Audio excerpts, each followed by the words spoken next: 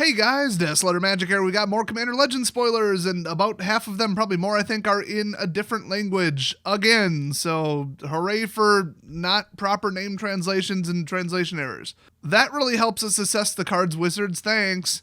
And what a coincidence that this is happening right after a couple months ago they got accused of massive widespread discrimination and racism.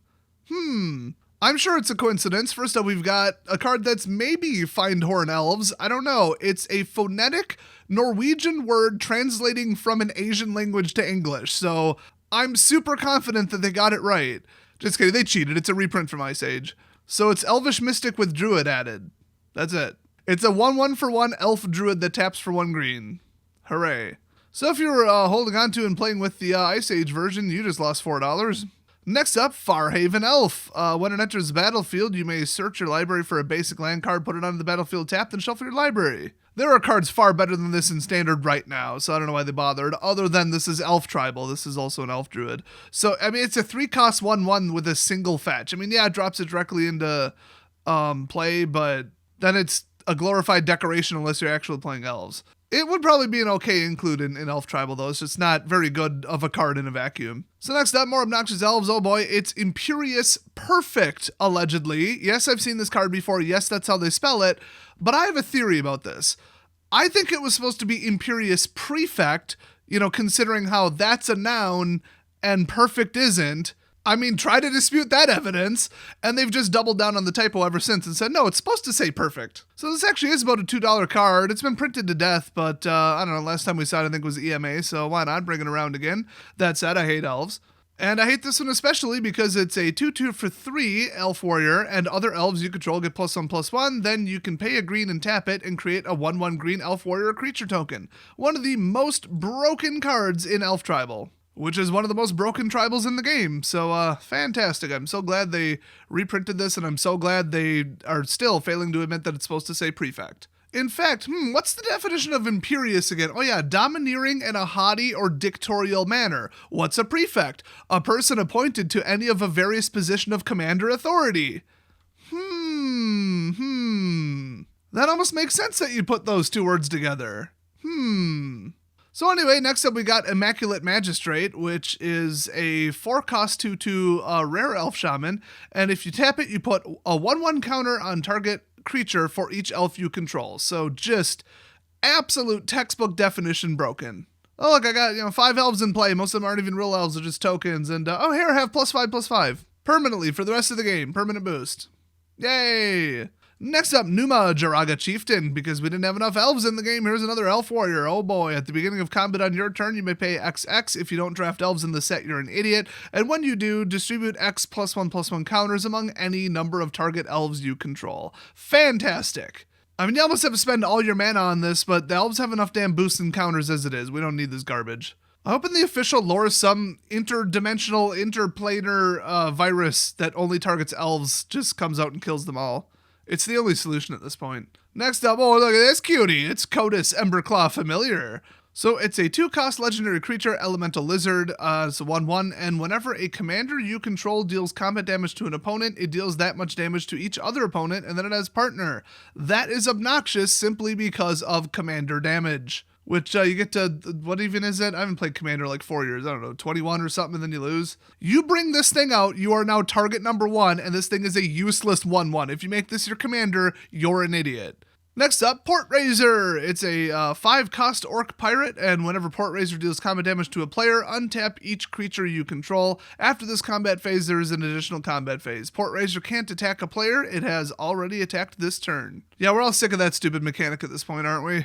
And it's a mythic, so they intended it to be overpowered and broken, and people buy it and ruin each other's games with it. So wonderful. Love the power creep that they're forcing on the Commander world. That's so nice. Thanks. Next up, oh my gosh, a second English one in a row. I'm shocked. This won't last long. I'm looking at the grid right now. So it's Natural Reclamation. It's a 5-cost instant with Cascade. Destroy target artifact or enchantment. If you need an artifact or enchantment gone, you need it gone now. The whole, I'm just going to wait until I have 5 mana, or I'm going to burn all the mana on my entire turn just to get Cascade. I'm going to blindly cast the first thing that comes up in my library that costs under 5. I hope it's relevant. I hope it's useful. Oh, whoops, it wasn't. I probably should have just cast Naturalize. It's like, why even put this in your deck? One of the many reasons to hate Cascade. Next up, we got Gore Muldrack, Phenologist. Whatever the hell that is. It's a 3/2 for 3. You and permanents you control have protection from salamanders. Very, very useful. And at the beginning of your end step, each player who controls the fewest creatures creates a 4/3 blue salamander warrior creature token. And that will backfire on you unbelievably quickly. So what a stupid card. So next up, a card whose name is apparently very difficult to say. It's Finn Mutineer. Yay, finally got a good take on it. It's a 3/3 for 4 salamander pirate, and when it enters battlefield, exile up to one target non-salamander creature. That creature's controller creates a 4/3 blue salamander warrior creature token, and then Encore 6. If you target their commander, that could get kind of annoying, but the whole, oh, I'm going to do this, and then here, have a giant 4/3. Like, what the hell? How is that going to help you out? Need I remind you, this is only a 3/3, but I guess you could target one of your own creatures, like some garbage 1/1 token, and then, oh, look, now I got a salamander. Like, whatever, good luck setting that up. Next up, oh, good, we're back to the foreign cards. It's Invacateur De Vanakut, which I thought should be do, because it's French, but I think de means adjective phrase, and do means from, or who cares? Spanish is better anyway. So this is Valakut Invoker. It's a 3-cost creature human shaman, and if you pay 8, it deals 3 damage to any target. Wow, that is just way too much. It's unlimited recurring damage, cool, but like, who the hell has 8 mana? Especially in red. Next up, Phyrexian Rager is being reprinted for the 100 trillionth billionth millionth time.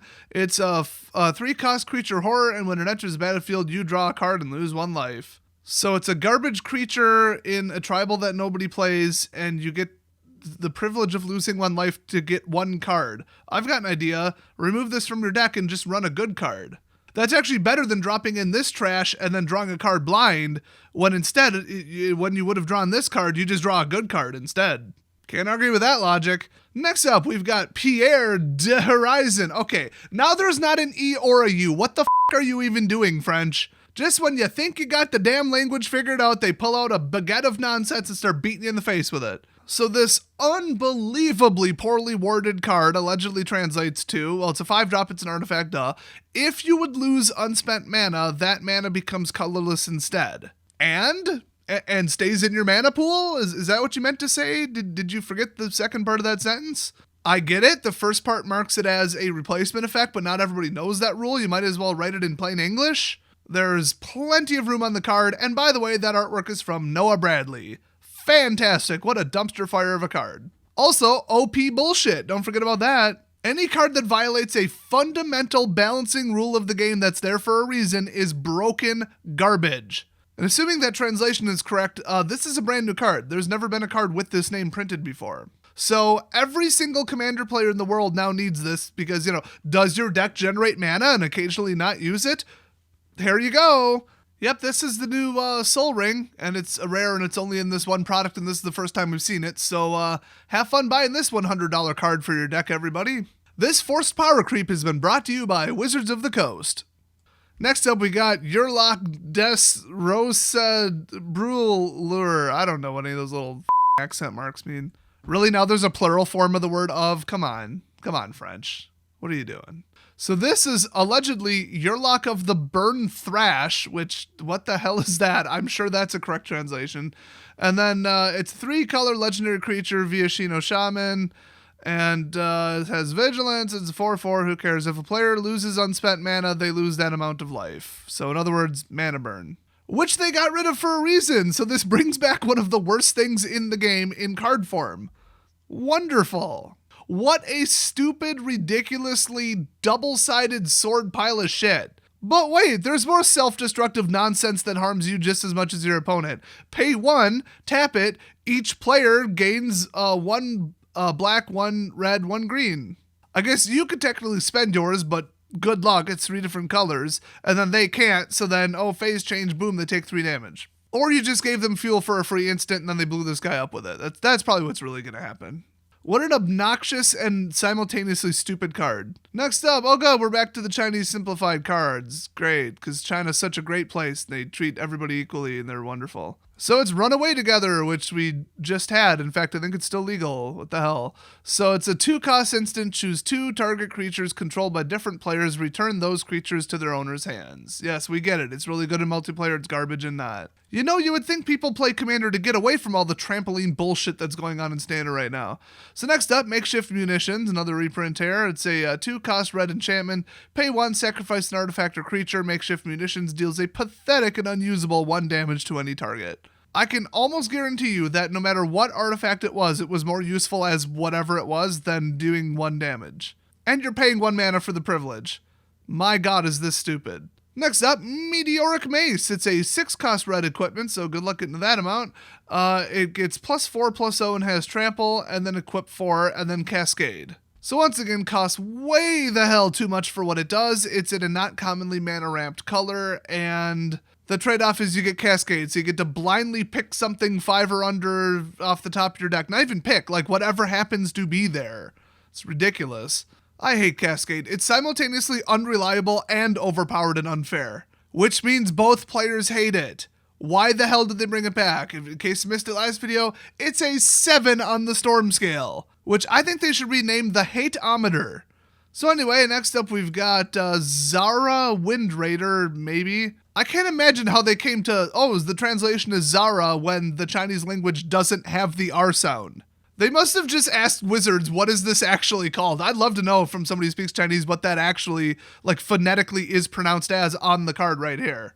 Anyway, this is a legendary creature, human pirate, 5 cost 4/3, flying, and whenever Zara attacks, look at the defending player's hand, you may put a creature card from among those cards onto the battlefield under your control tapped, and attacking that player or planeswalker they control, return that creature to its owner's hand at the beginning of the next end step.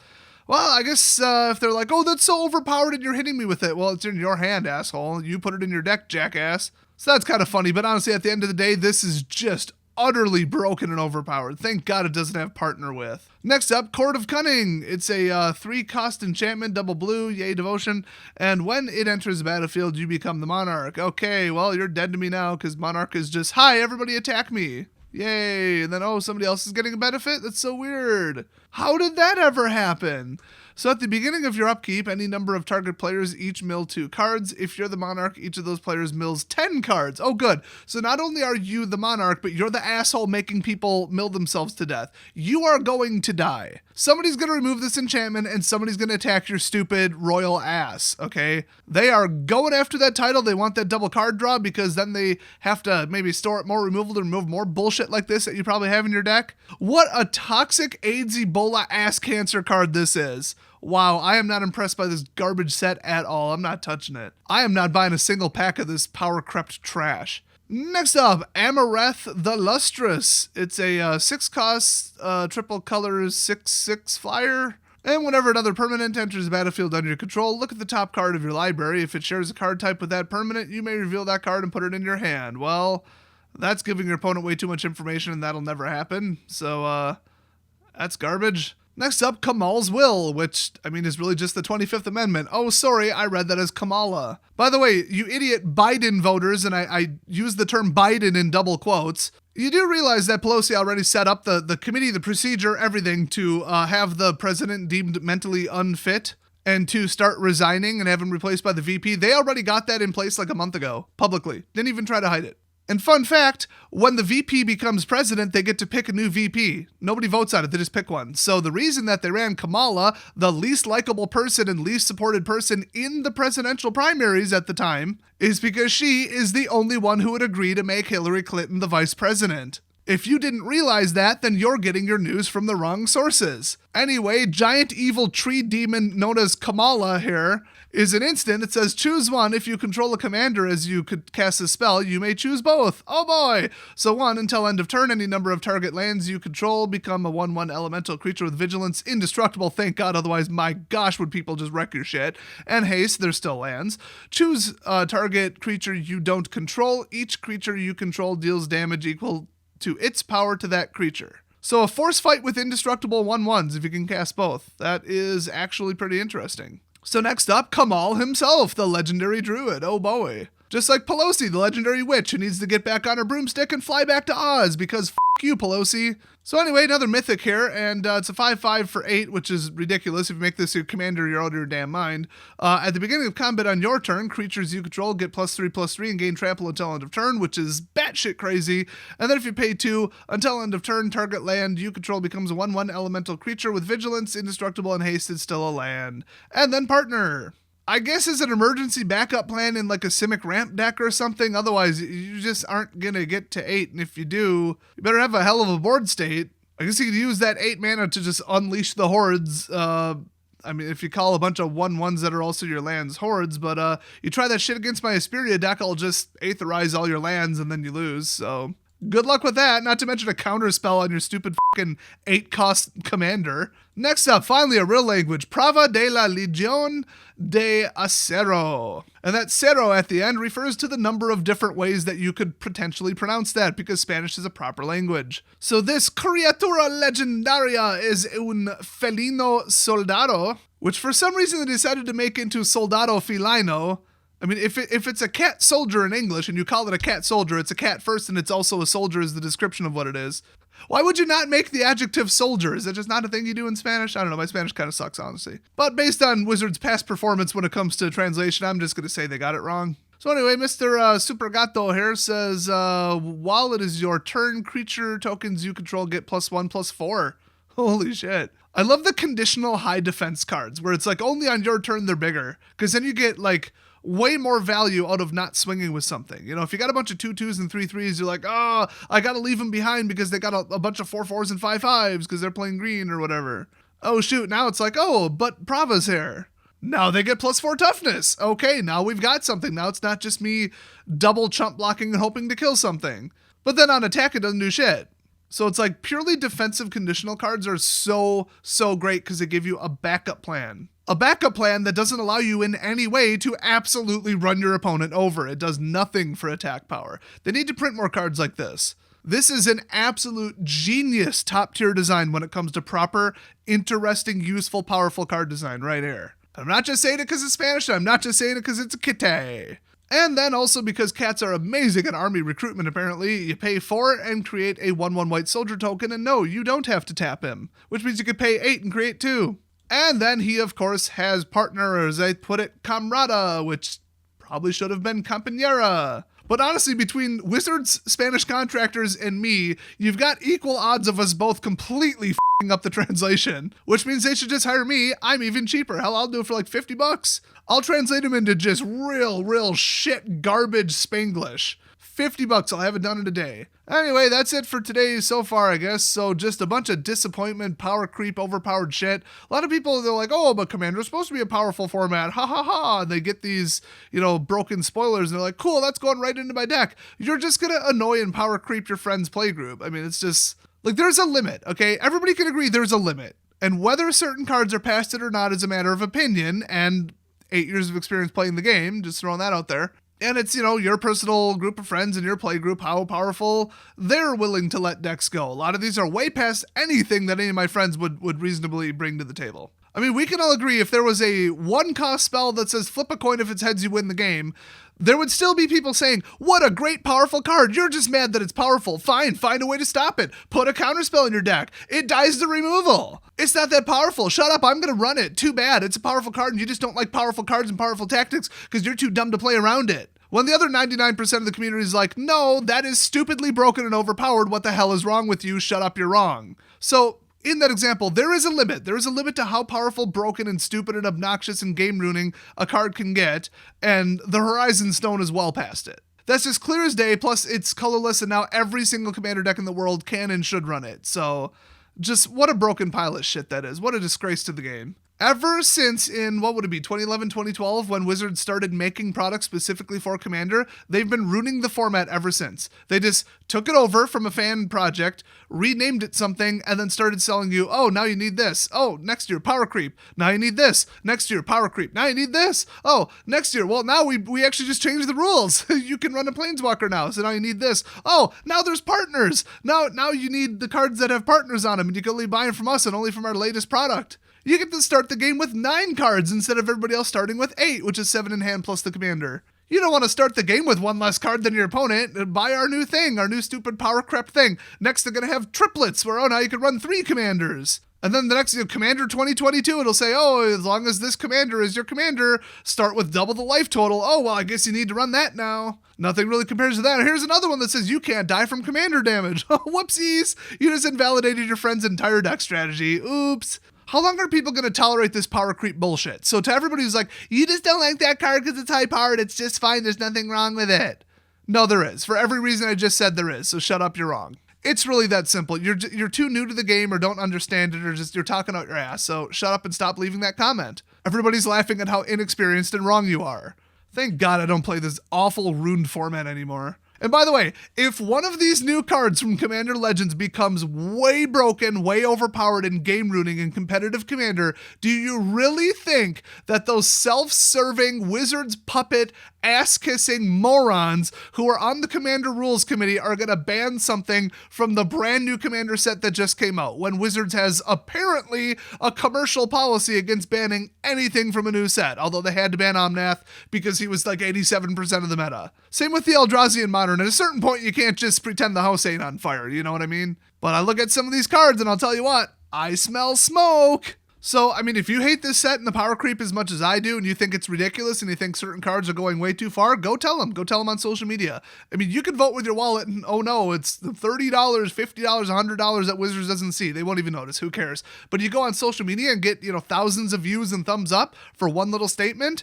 That's a little bit more than voting with your wallet, but then also do it because they need to lose money. Otherwise, they'll ignore you. Plus, you get loud enough on social media over these anti-consumer things that they've been doing in the last 2 years, other people see it and they're like, wow, there really are a lot of people commenting this. I didn't really notice this or agree or think of this, but there's a lot of people saying this. So going on the internet and complaining and getting likes, getting retweets, getting seen by the company and getting thousands of responses and thumbs up, that is more powerful than anything else you could possibly do. So people saying it's useless and counterproductive, what they mean is I'm trying to disincentivize you from doing it because I think you're wrong, or I, am a Wizard's ass kisser, apologist, clueless, dumb and I just want to trick you into stopping saying it because I know it's true, but I don't want them to change for so-and-so reason. Maybe they're an MTG finance person. Maybe they're trying to manipulate the market. It's just everybody has their own reasons. But yeah, get on social media, get loud, tell them what you think about their stupid broken secret layers, their constant leaks, their constant screw-ups, their constant bannings and standard, lack of playtesting,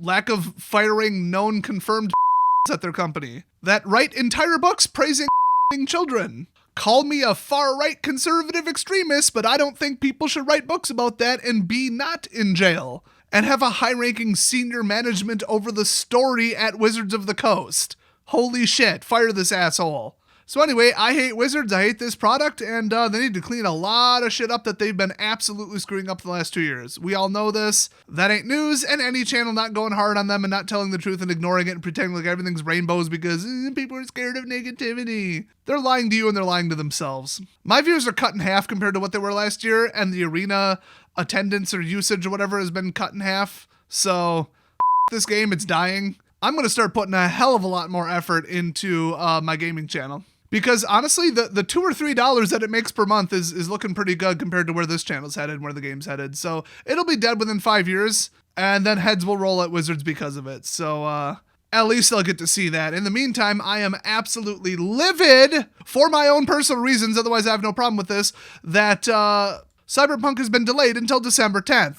I was going to make like 10 videos a day on Cyberpunk and just hope something sticks to the wall. And then after I get 1 million views on a video, I never have to come back to this channel again. Hallelujah, wouldn't that be nice? Too bad I got to wait until December now. That's a real bitch. But anyway, if you want to jump off this ship while it's still sinking, like I am, Desolator Gaming. Not that hard to find. I don't even need to leave a link. If you're too lazy or stupid to spell Desolator and the word gaming, then I don't want you on my channel. Everybody have a wonderful day like I am. I'm going to go edit this and then rebuild my computer because my motherboard is failing.